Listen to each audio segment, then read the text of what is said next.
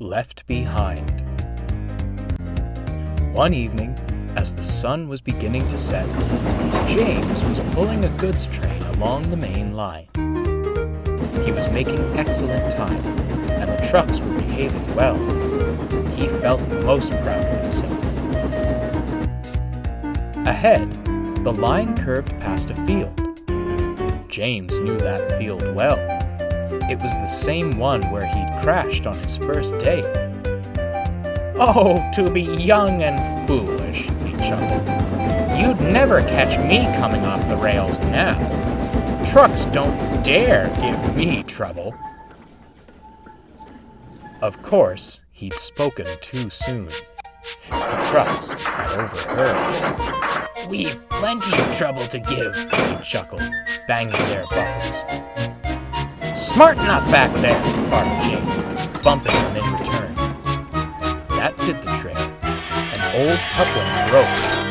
The last 3 trucks and the brake van came loose.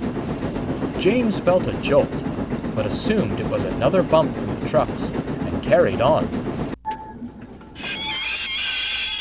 The guard braked the trucks to a halt, then got down from the van.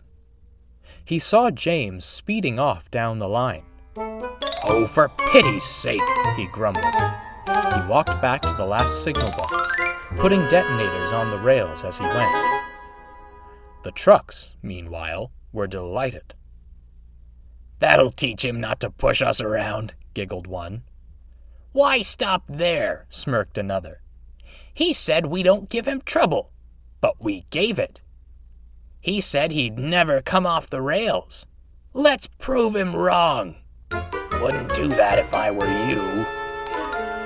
Sat in the field nearby were more trucks.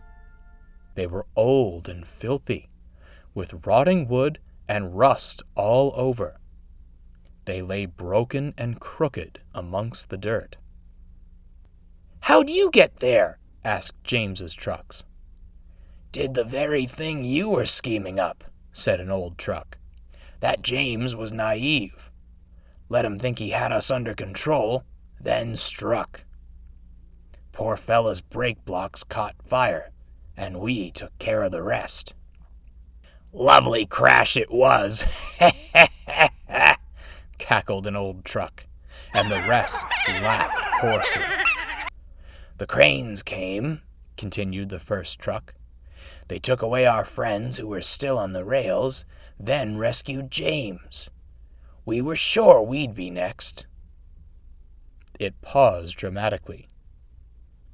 "Then the crane arms came to rest on the flatbeds, and an engine took them away.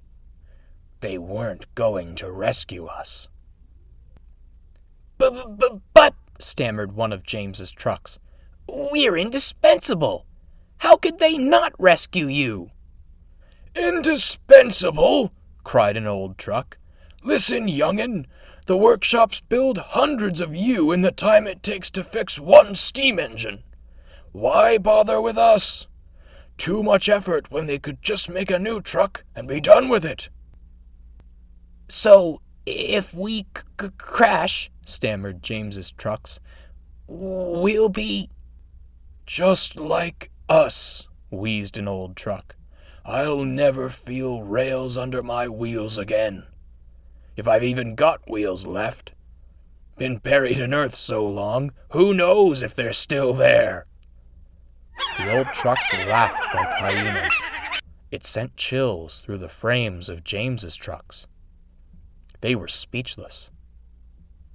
A whistle cut through the laughter.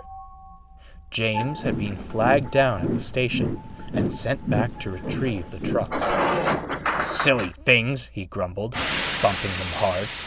"You could have caused an accident." We're sorry, James," they quivered.